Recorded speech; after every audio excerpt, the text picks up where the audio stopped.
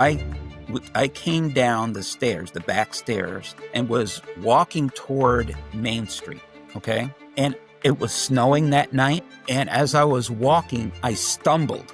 I stumbled over something, and I turned around and looked, and it was a man laying on this, What? partially on the sidewalk and partially on the road, the street.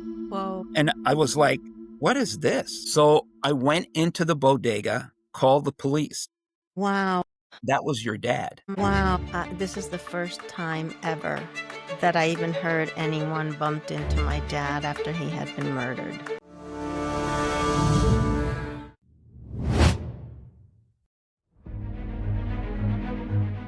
The enemy tells us we are safer hidden in shadows. But freedom comes when we speak, when we share, when faith, small as a seed, takes root and grows. And when it does, even the impossible begins to move. This is a space for stories and conversations that nurture growth in every part of life, body, mind, and spirit, so that no matter the challenge, we rise renewed and unshakable. This is Mustard Seed Power.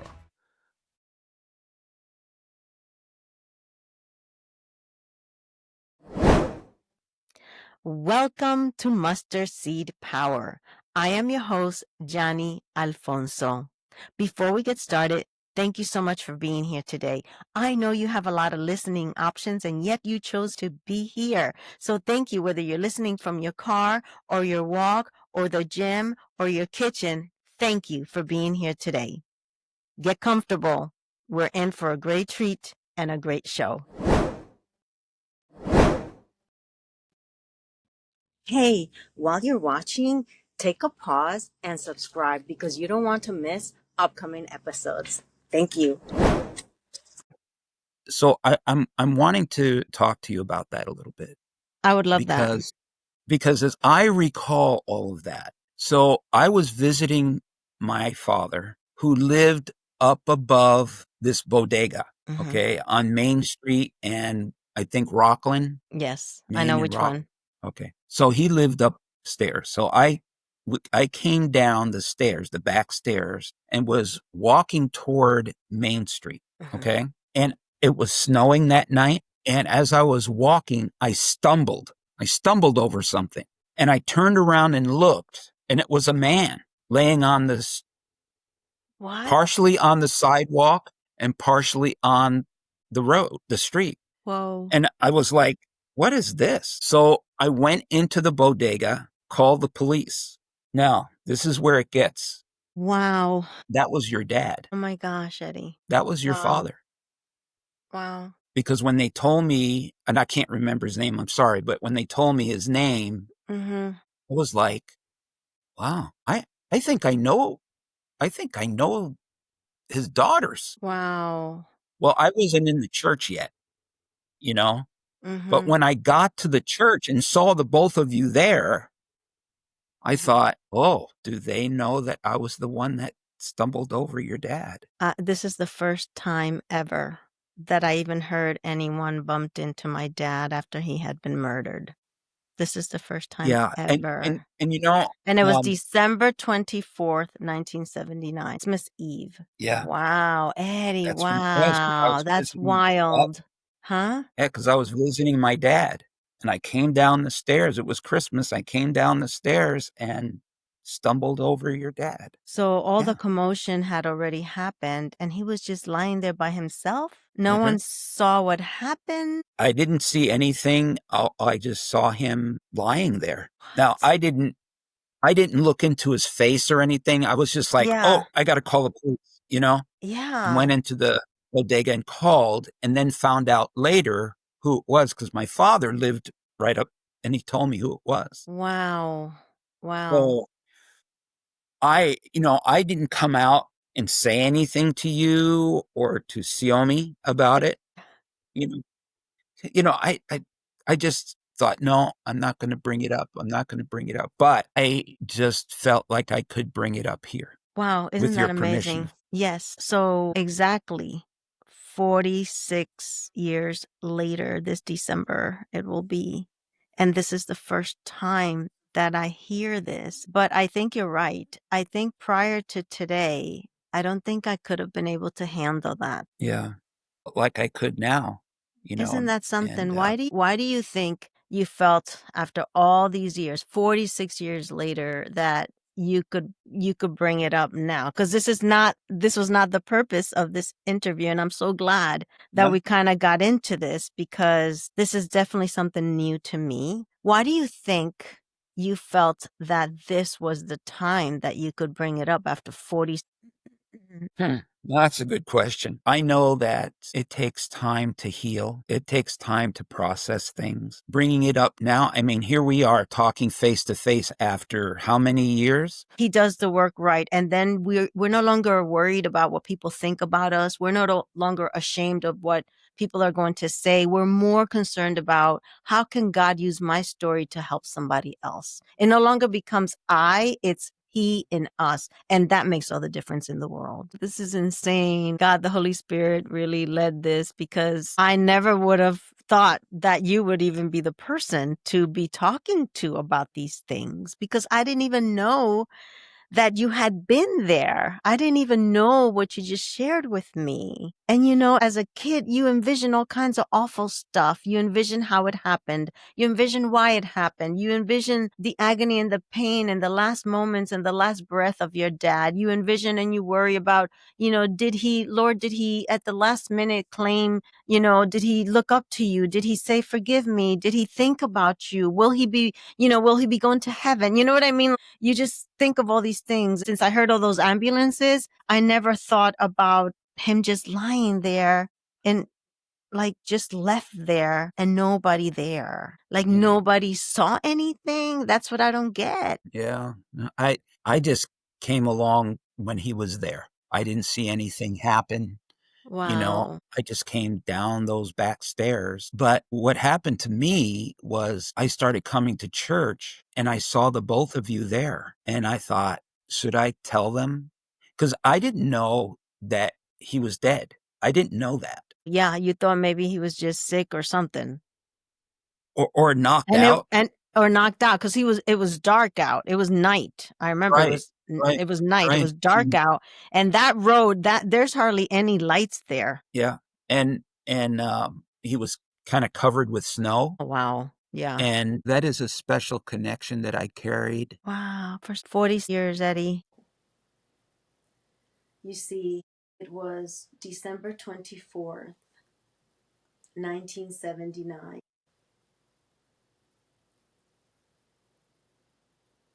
It had been a very, very difficult year.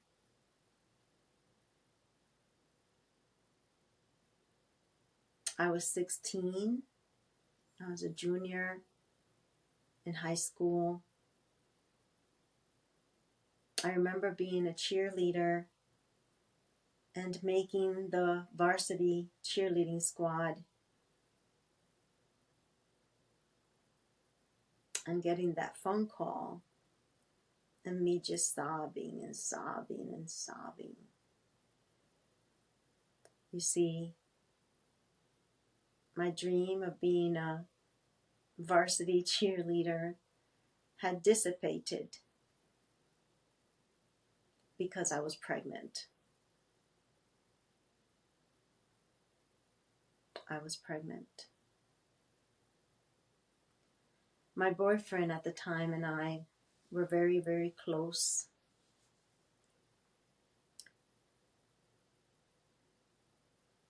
You see, I was living on my own. I was homeless. I lived in one little bedroom with a tiny little bed in a space the size of a closet. And that's all there was in the room, just the bed.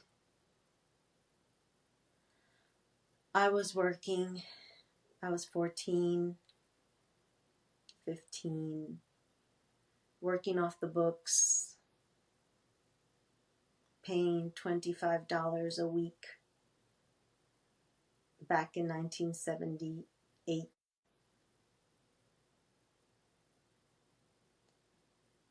So that I could pay for my rent. So I paid $25 of rent. I purchased my food, I purchased my clothing. I was on my own. I ended up here after making my rounds, staying with friends, making my rounds of the different emotions that comes with abandonment, that comes with rejection, that comes with feeling like nobody wants you, being bounced back and forth between parents, being left alone in an apartment days at a time. I was mom. I was 11. I took care of my little brother and I took care of my little sister.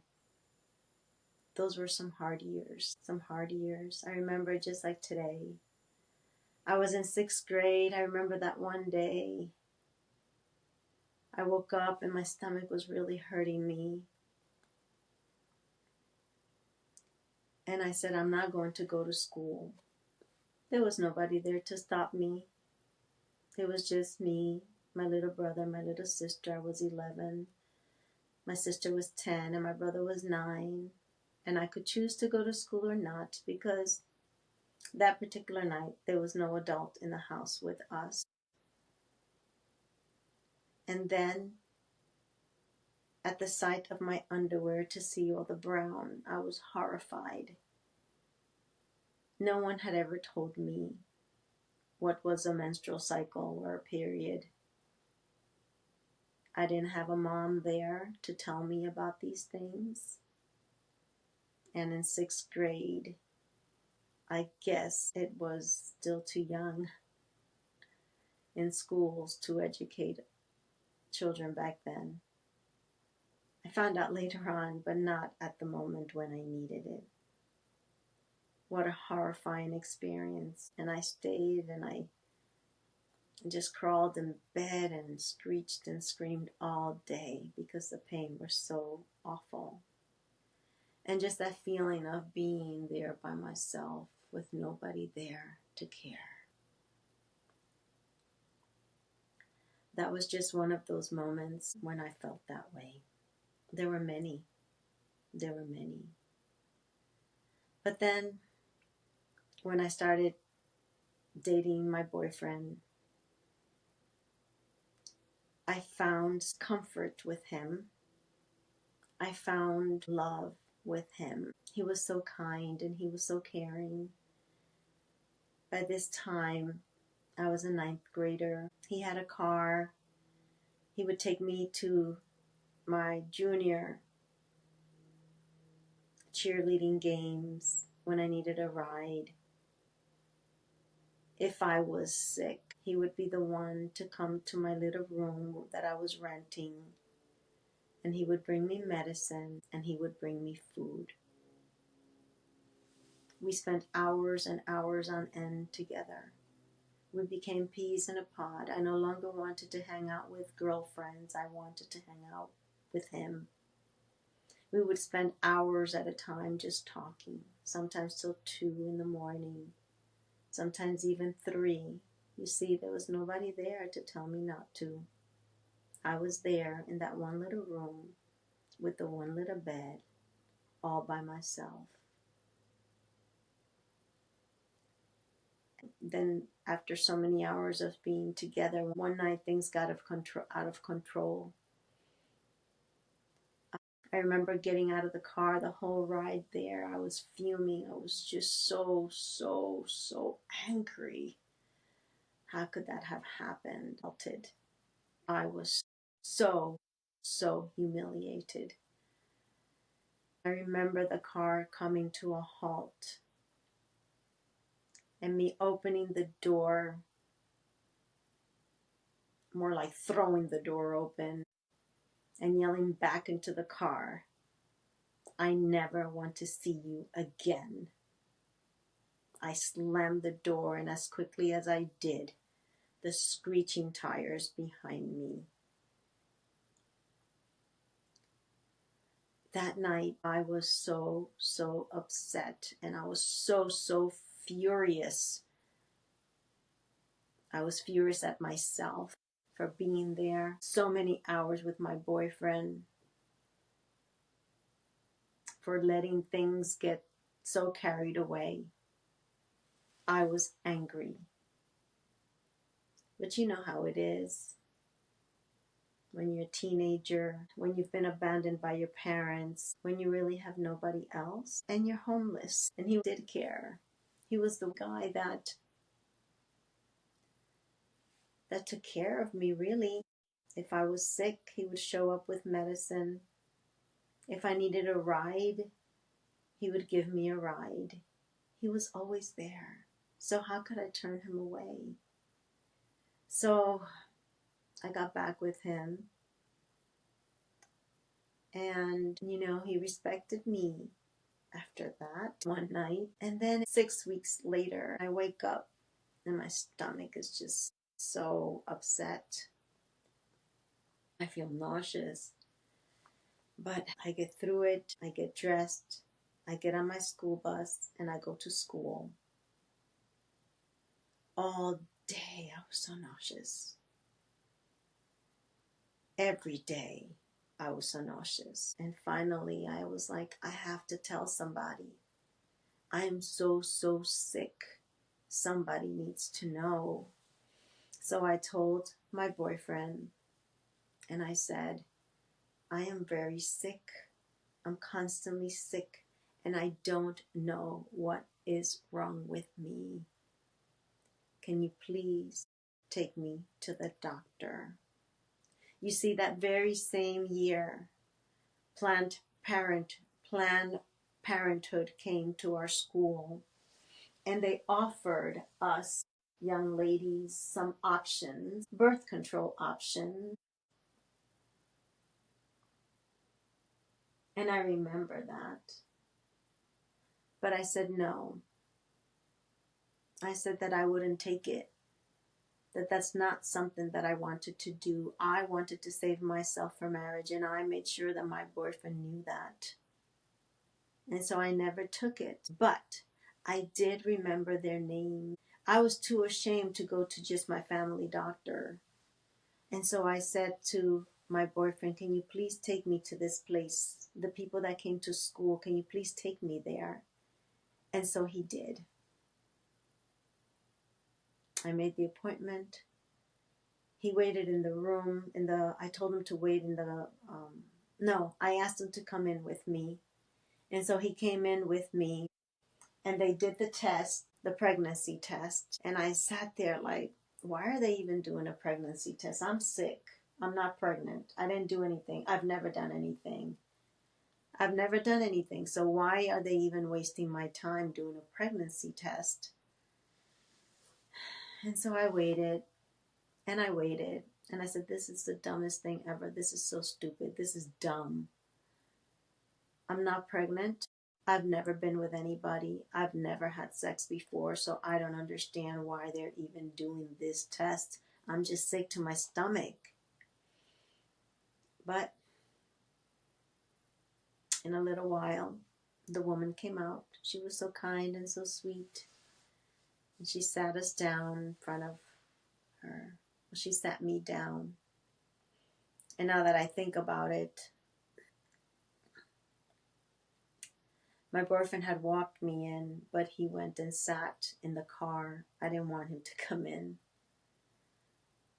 And she looked into my eyes and she said, you are pregnant.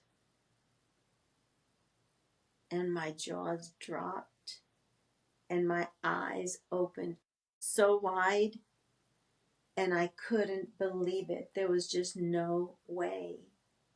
And in shock, I said to her, there's just no way. I cannot be pregnant. She goes, but you are.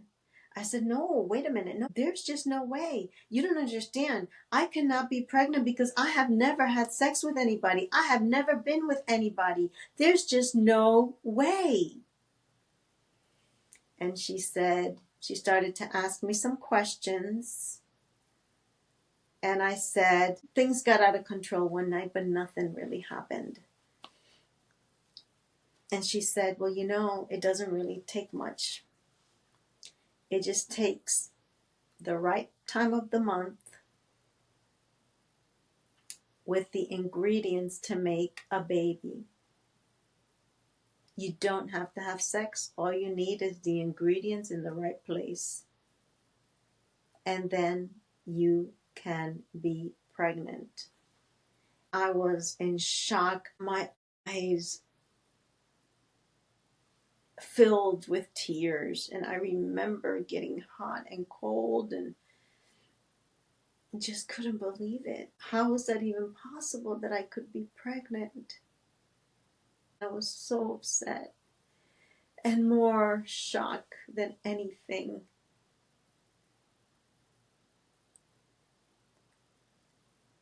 You see, my dreams were to go to college. I was looking forward to going to college. And for the first time in my life, that sophomore year was like the best year of my life. I was in cheerleading. I was the first brown-skinned person that made that cheerleading squad. I was in the martial arts and was very good at it. I was working. I no longer had to be mom and dad at the same time for my little brother, my little sister. I was struggling. Yes, I was homeless, but I was happy. I was happy. In fact, it was the happiest I could even remember being happy. And then reality slapped me in the face. And the woman said, here is the name of a doctor for you to go and confirm our findings. And so I said, okay. And I walked out.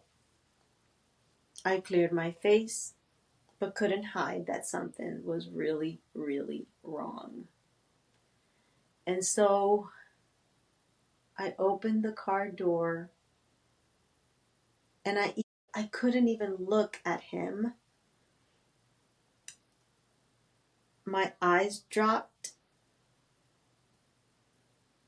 I looked and I said, I am pregnant.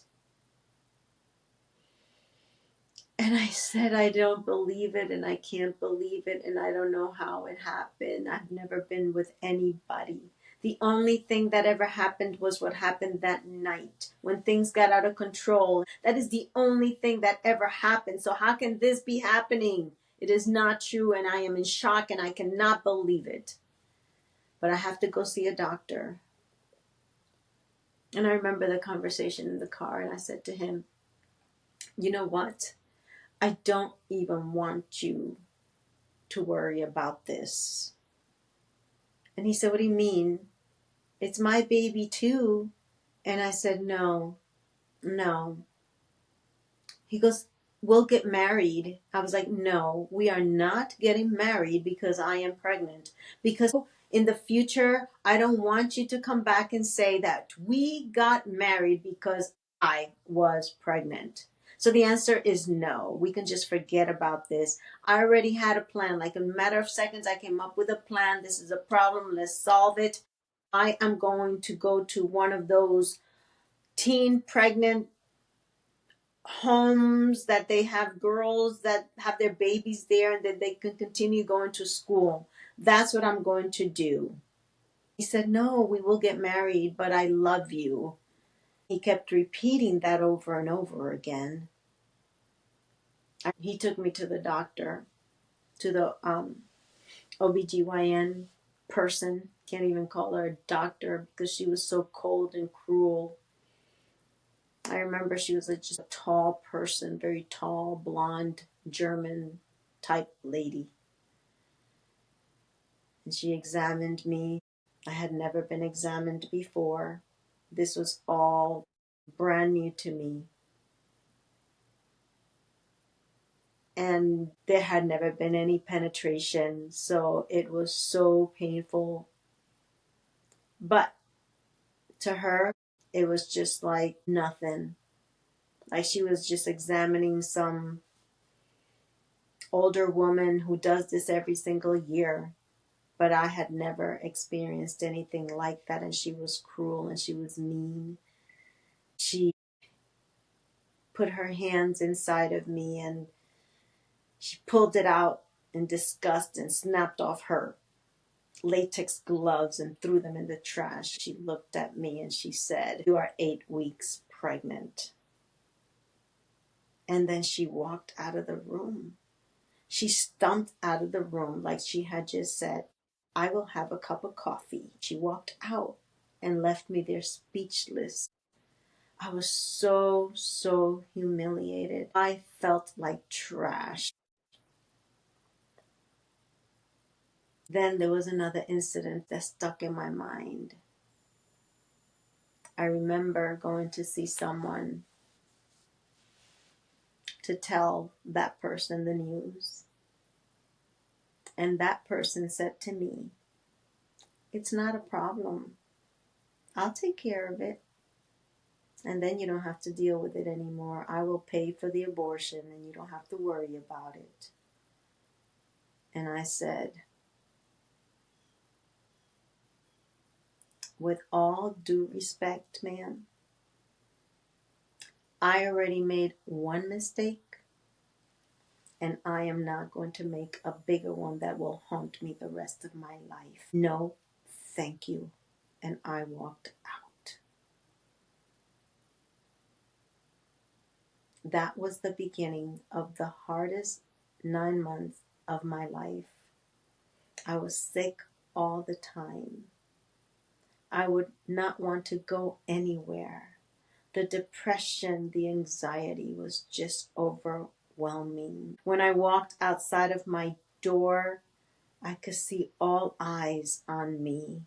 I could see all people talking about me and sometimes even talking at me.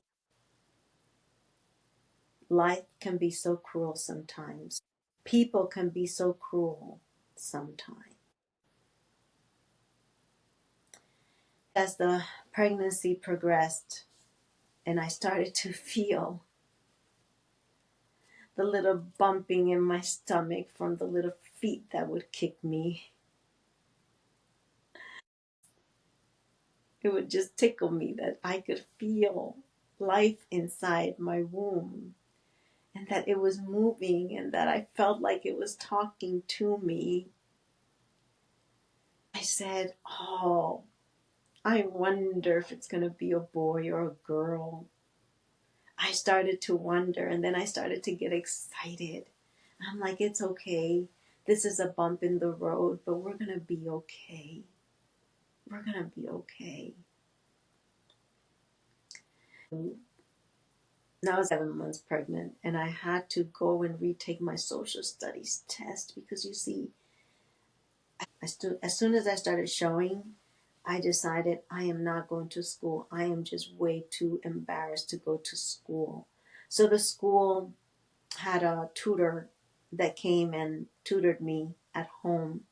But I failed the social studies final. So I had to return back to school that summer. 7 months pregnant. And that was not easy. That was not easy at all. The looks, the humiliation,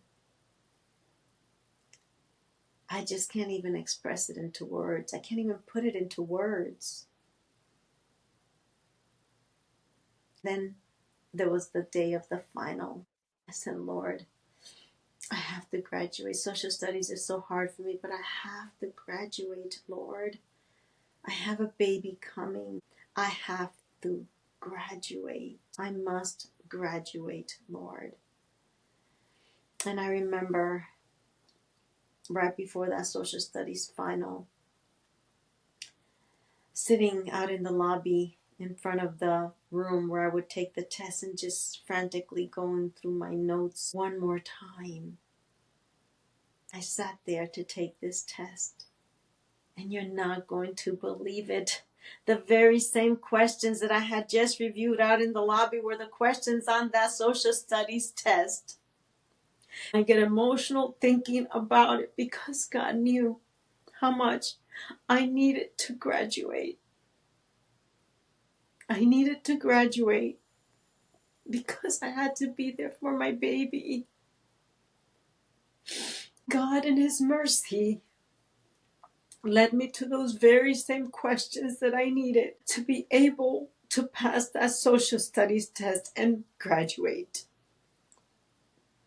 I graduated and I was excited.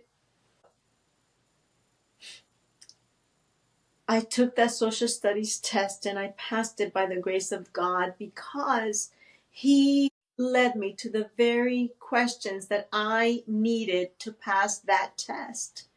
God had performed a miracle, an amazing miracle.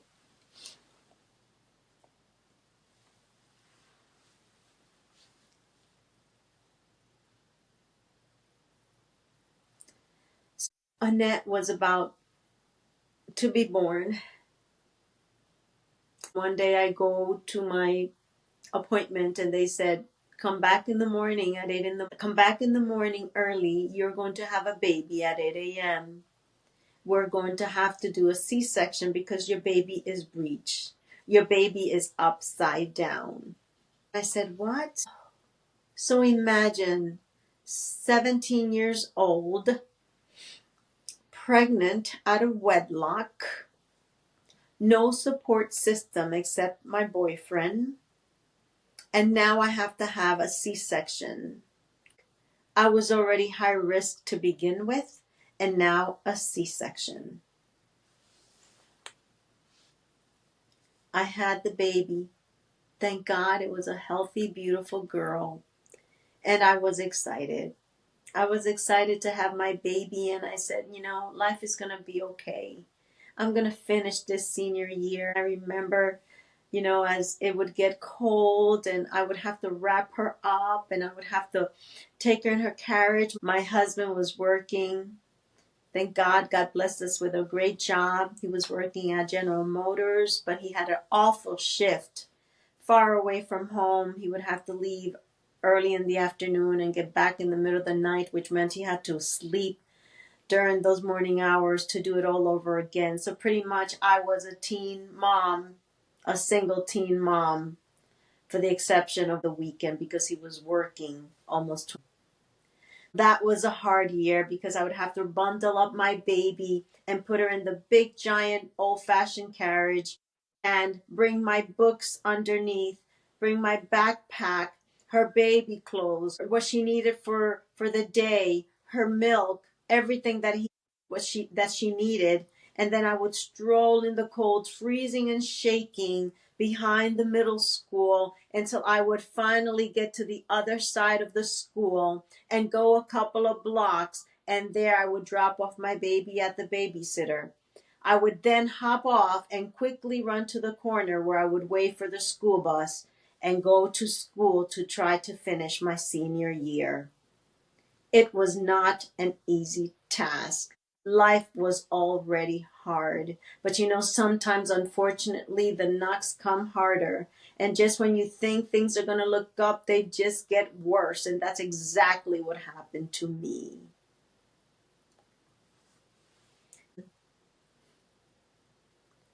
It was 1979, Christmas Eve, 1979. I was washing dishes, I was cooking, getting ready for Christmas Eve dinner. My dad stopped by and I said, hey, Dad, come back. Let's have Christmas Eve dinner.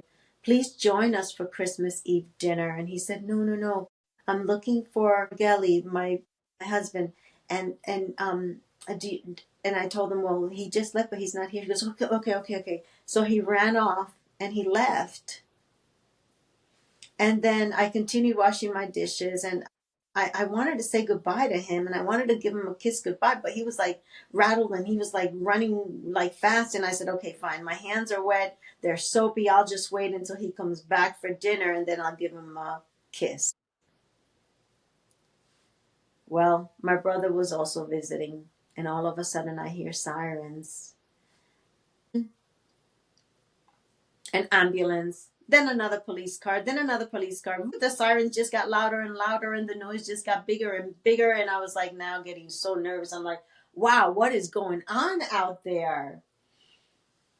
And then my phone rings, and my brother picks up the phone, and he literally throws the phone across the room and runs out as fast as he could possibly, as fast as his feet could take him. He ran down those stairs and he disappeared like into thin air. Well, now I was getting nervous, but I had my baby, my 3-month-old baby, in the crib, and I couldn't pick up and just go to find out what was going on. But not long after that, I see my husband and my brother-in-law show up at the bottom of the steps. I was waiting. I was wondering. I was waiting. What's going on? And their faces did not look good. Their eyes were down. Their faces were heavy. And I just knew something was really, really wrong. And my husband looked up at me, and I could just see horror and terror in his eyes, probably wondering, how am I going to do this? So I said, what's wrong? And they started slowly to come up the stairs. And my husband extended his arms towards me, and he hugged me. And in his arms, he said to me, Johnny, I'm so sorry. I am so sorry. Your dad is dead. Your dad is dead. I said, what? What do you mean my dad is dead? He was just here. He was just here like minutes ago, and I invited him to dinner, and he was going to come back, and we're going to have Christmas dinner. What do you mean he's dead? What do you mean he's gone?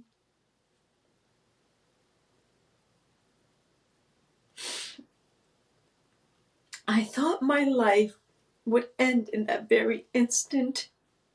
I wish the ground could open and just swallow me, because you see, there was no way. I said, God, I cannot take it anymore.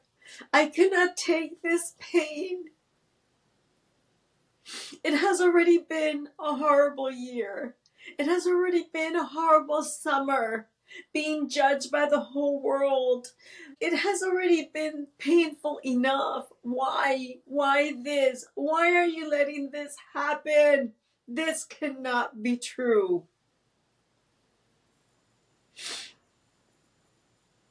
I think my husband said something about he had to go to identify the body or something like that.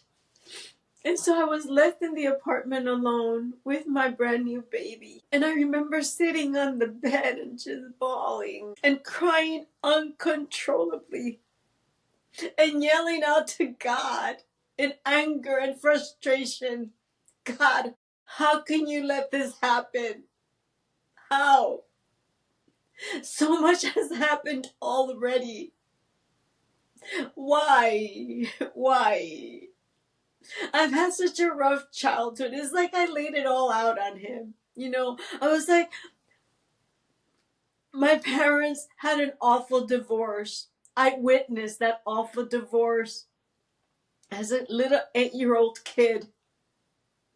I then was bounced back and forth between them, feeling unwanted, feeling abandoned.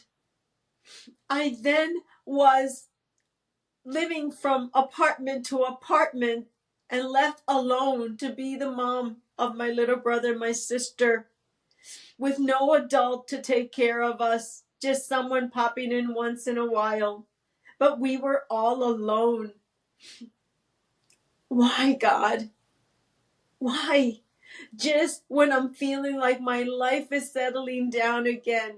My sophomore year was a great year. And then I got pregnant. And then just as I'm accepting the fact that I have this gorgeous little baby, this gorgeous gift, you take my dad away. Why? I was so angry. I was so upset. And I said, God, I cannot take this anymore. That's it. I am done. And for a second, I said, I'm going to take my life. And I'm going to escape all this pain. And I'm going to run away from all this pain.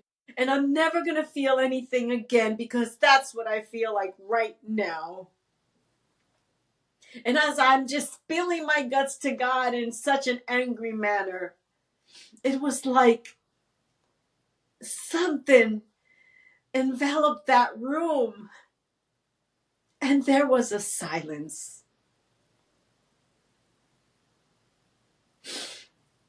And I feel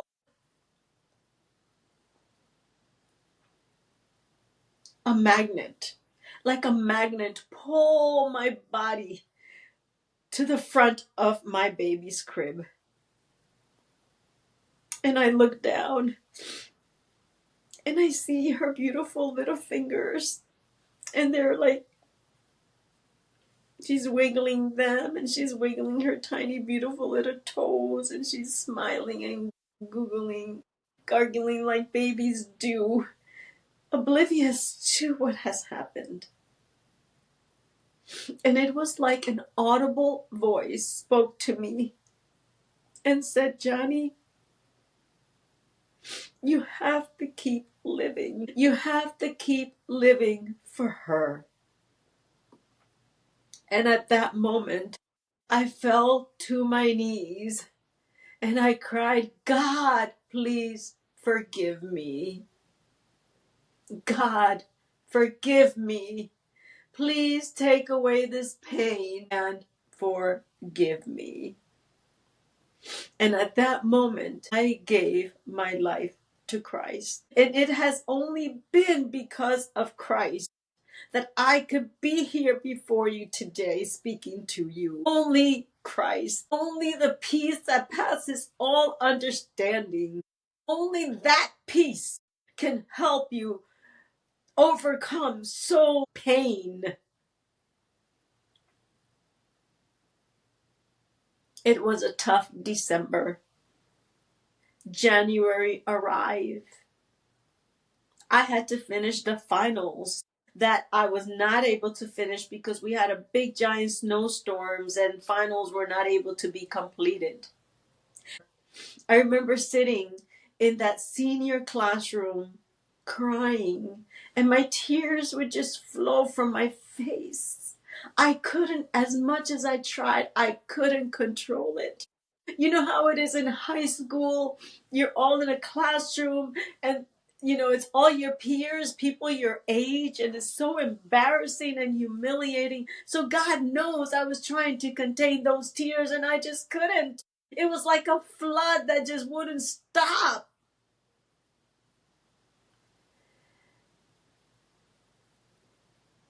And the teacher asked me to step outside to the hallway. And he said, if you want, you could try to finish your final out here. And so he brought out a desk and he called a counselor. And I just put my head down on that desk and I cried and I cried and I cried. And I picked up that pencil, but I just couldn't. I just couldn't. And I remember the counselor coming to pick me up. And I got through that day, but boy, was that tough. And my teacher was so kind. He accepted the first part of my final and used it as my final grade for the class, and I was able to pass that class.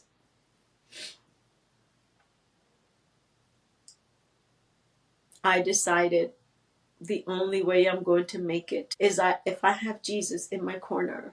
If I have God in my corner, otherwise I'm not going to make it.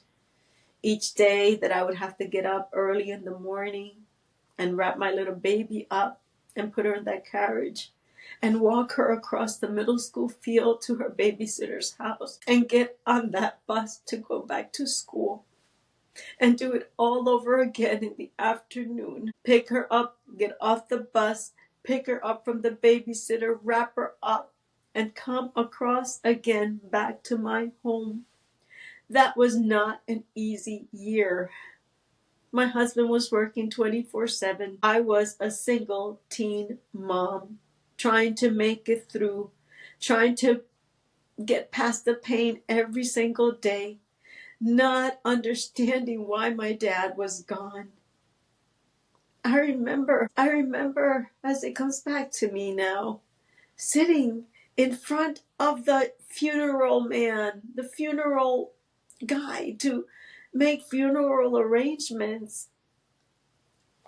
I was 17 years old, making funeral arrangements for my dad who had just gotten murdered. What teenager has to go through that?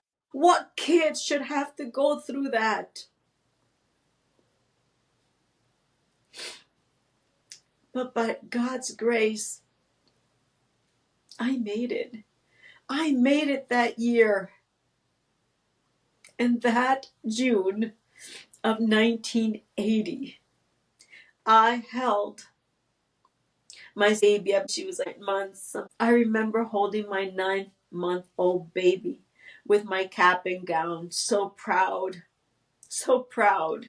You see, it signified so much. The fact that they placed that diploma in my hand signified that God had given me the strength to make it through that year.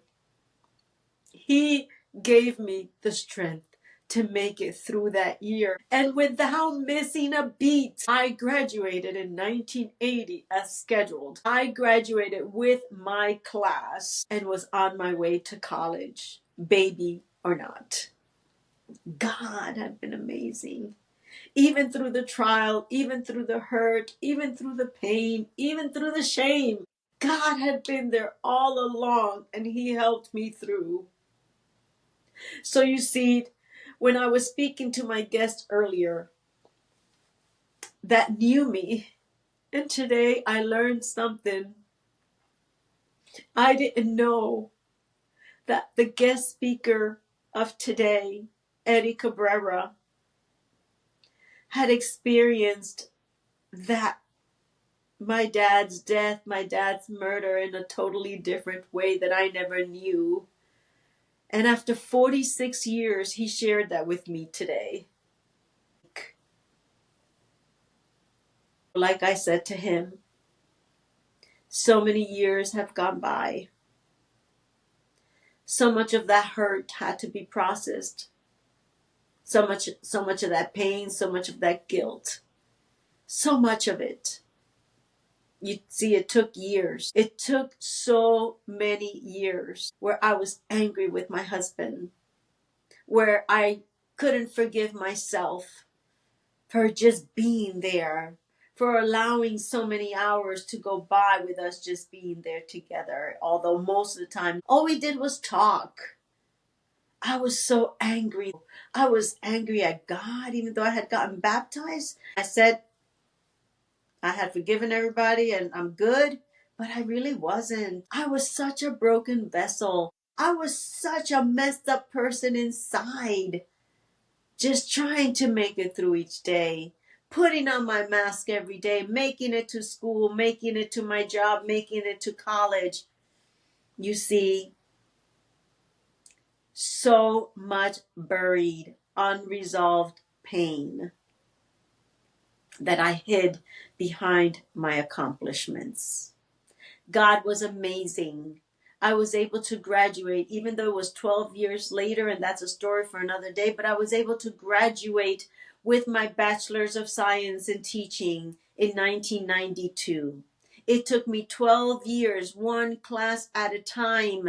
My husband changing many diapers, my mother-in-law taking care of my children many weeks so that I could go to Atlantic Union College and finish school.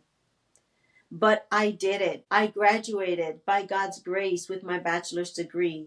Then I moved on and went on and got a master's degree in teaching additional languages. Then I couldn't stop there. I had to keep doing something else. And I went back to school and got my specialist degree in curriculum and instruction. And if my husband and I wouldn't have had a talk, I would have my doctorate. Because you see, education, achievement had become something for me that although it was good during that time, although it was good for that moment, it had been what I hid behind all my pain, all my shame, every unresolved issue that I had, all the abandonment, all the abuse. I hid behind accomplishments. I had always been a good student in school, and that's why. School brought me joy. It was the one place where I felt safe as a kid. I would go there, and there they wouldn't smack me around, and there I wouldn't get yelled at, and there I wouldn't see my parents fighting, and I wouldn't see them hurting each other. There it was a safe place. School was always a safe place. And it stayed a safe place for so many years, all the way into adulthood. Through my entire teaching career, school was my haven where everything stayed and everything hid. I retired from teaching after 33 years. God blessed me with an amazing career. I was a classroom teacher. I was an instructional coach. I worked in leadership for the district. I was a speaker. I was a conference speaker. I was a speaker overseas in Peru. God really blessed my career until one day, all of it hit me straight in the face. I realized how much unresolved anger, how much unresolved forgiveness I had that I had to deal with.